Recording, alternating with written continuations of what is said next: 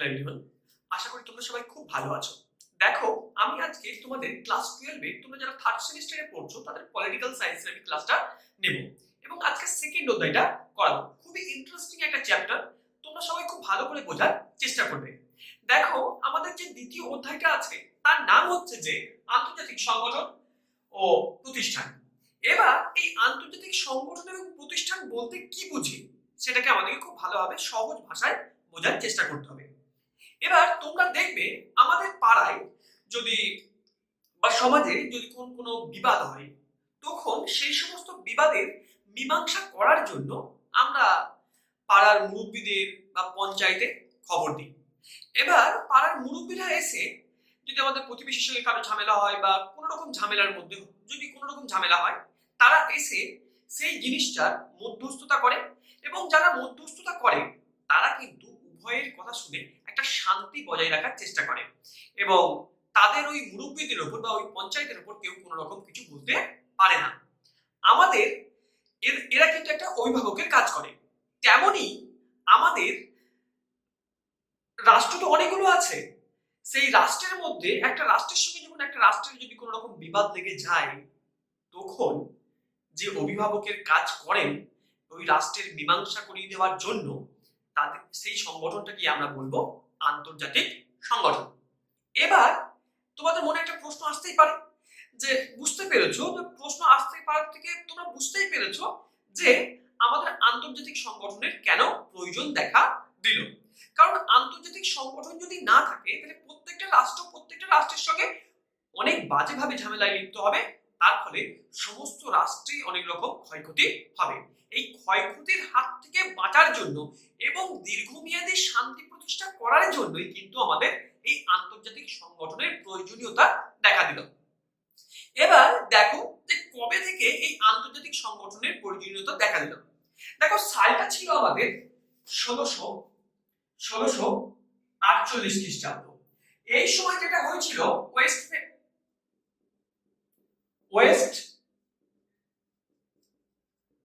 ওয়েস্টফেলীয় মধ্যে যে আমাদের শান্তি চুক্তির ফলে আধুনিক রাষ্ট্র ব্যবস্থার কিন্তু সূচনা হয়েছিল।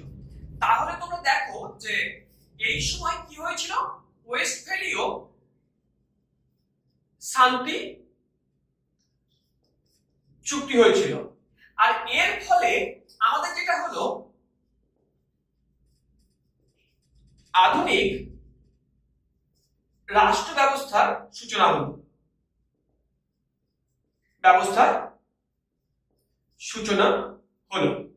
তো এই আধুনিক রাষ্ট্র ব্যবস্থা যখন সূচনা হলো, তাহলে দেখো আমরা কিন্তু এর আগে আমরা দেখেছি যে প্রত্যেকটা ব্যক্তির জন্য ব্যক্তি মানুষের জন্য যেমন আইন আছে, তেমনই কিন্তু রাষ্ট্রের মধ্যেও আইন থাকা প্রয়োজন। তাহলে রাষ্ট্র ব্যবস্থা শুরু হলো, তাহলে আইন থাকবে, যেমন দেশের জন্য যেমন আইন থাকবে, তাহলে আন্তর্জাতিক স্তরেও কিন্তু একটা আইন থাকা প্রয়োজন। এই কথাটাকে অনুভব করলেন যে ওলন্দাজ আইনবিদ, একজন ওলন্দাজ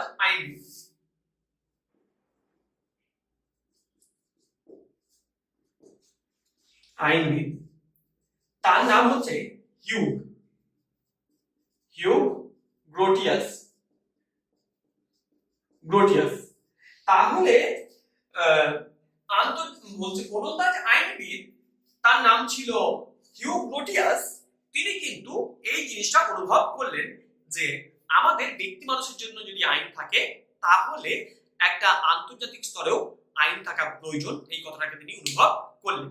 সেই জন্য হিউগ গ্রোটিয়াসকে আমাদের আন্তর্জাতিক আইনের জনক বলা হয়। এই প্রশ্নটা কিন্তু তোমরা খুব ভালো করে লিখে নেবে।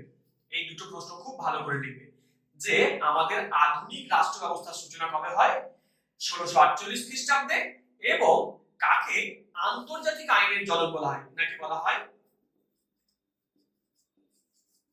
আন্তর্জাতিক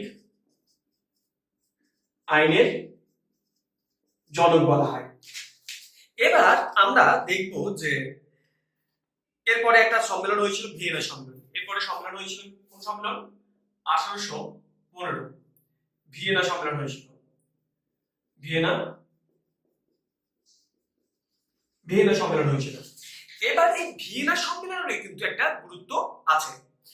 নেপোলিয়ন যখন আমাদের নেপোলিয়নের যুদ্ধের পর ইউরোপে অনেকগুলো দেশ প্রথম একটা বড় আমাদের বৈঠক করেছিল ভিয়েনা সম্মেলন।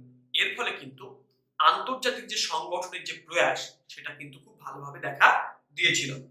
এবার আমাদের দেখো বিংশ শতকের প্রথমার্ধে মানে 1950-এর মধ্যে 1950 সালের মধ্যে এই সময়ের মধ্যে দুটো ভয়ঙ্কর বিশ্বযুদ্ধ দেখা দিল। ধরো প্রথম বিশ্বযুদ্ধ হলো। প্রথম বিশ্বযুদ্ধ কবে থেমে গেছিল? 1918 সালে তারিখটা 11ই নভেম্বর প্রথম বিশ্বযুদ্ধ থামলো। এর ফলে আমাদের একটা আন্তর্জাতিক সংগঠন গড়ে উঠেছিল, সেই সংগঠনটার নাম হচ্ছে জাতিসংঘ। এর ফলে একটা সংগঠন, তার নাম কি ছিল? জাতিসংঘ। জাতিসংঘ কবে গড়ে উঠেছিল? 1920 খ্রিস্টাব্দে। তারিখটা আমাদের 10ই জানুয়ারি। আর কে গঠন করলো? সেটা আমেরিকার রাষ্ট্রপতি, ইউএসএ সরকারকে লিখে রাখলাম, উইড্রো উইলসন এর উদ্যোগে জাতিসংঘ প্রতিষ্ঠা হলো। এবার তোমাদের প্রশ্ন আসতে পারে জাতিসংঘ কবে প্রতিষ্ঠা হলো? সেটা কিন্তু 1920 খ্রিস্টাব্দে 10ই জানুয়ারি। কে প্রতিষ্ঠা করলো? যে আমেরিকার রাষ্ট্রপতি উইড্রো উইলসনের উদ্যোগে এই সংগঠনটা তৈরি হয়েছিল। কেন তৈরি হয়েছিল? যাতে প্রথম বিশ্বযুদ্ধের পরে যাতে আর কোনো রকম আমাদের সারা বিশ্বের মধ্যে কোনো রকম যুদ্ধ না হয়, সেই জন্য কিন্তু এই সংগঠনটাকে তৈরি করা হয়েছিল। খুব ভালো কথা, খুব ভালো উদ্যোগও ছিল। কিন্তু দুঃখের বিষয়, প্রথম বিশ্বযুদ্ধের যখন পরে আমাদের জাতিসংঘ প্রতিষ্ঠা হওয়ার পরেও কিন্তু দ্বিতীয় বিশ্বযুদ্ধকে আটকানো সম্ভব হয়নি। তার সত্ত্বেও দ্বিতীয় বিশ্বযুদ্ধ হয়েছিল এবং দ্বিতীয় বিশ্বযুদ্ধের পরে বিশ্বে শান্তি আনার জন্য যে সংগঠনটা তৈরি হয়েছিল তার নাম ছিল জাতিসংঘ।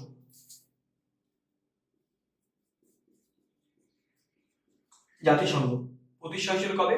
1945 খ্রিস্টাব্দে।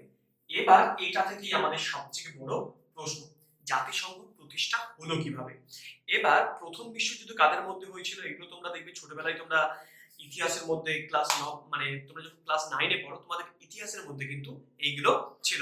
একটা অক্ষ শক্তি ছিল, একটা মিত্র শক্তি ছিল।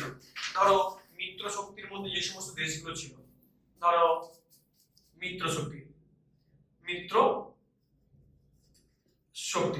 এই দেশগুলো ছিল যেমন ব্রিটেন, ফ্রান্স, থার্ড রাশিয়া। ইনি কিন্তু আমাদের 1917 সালে নিজেদের গৃহযুদ্ধের জন্য তারা বেরিয়ে গেছিল যুদ্ধ থেকে। এবং ফোর্থ যোগ দিয়েছিল আমেরিকা।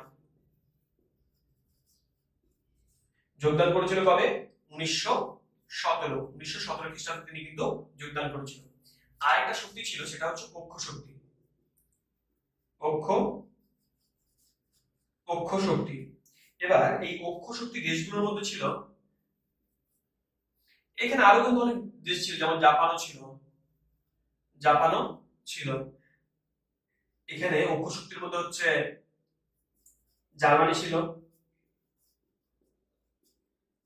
অস্ট্রিয়া ছিল, জার্মানি, অস্ট্রেলিয়া, আর তুরস্ক। এদের মধ্যে কিন্তু যুদ্ধটা হয়েছিল এবং মিত্র শক্তি জয়লাভ করেছিল এবং দ্বিতীয় বিশ্বযুদ্ধেও কিন্তু মিত্র শক্তি জয়লাভ করেছিল। কিন্তু যাই হোক, আমাদের যারাই জয়লাভ করেছে না কেন, এবার আমাদের মূল টপিক কিন্তু এটা, জাতিসংঘ কিভাবে প্রতিষ্ঠা হলো এবং জাতিসংঘ আমাদের কিভাবে কাজ করছে, আমাদের পুরো অধ্যায়টা কিন্তু এই নিয়েই হবে এবং জাতিসংঘের মধ্যে কি কি ভাগ আছে সেগুলো নিয়েও কিন্তু আমরা বিস্তারিতভাবে আলোচনা করব। তাহলে এবার আমরা দেখে নিই যে জাতিসংঘ প্রতিষ্ঠা কিভাবে হলো।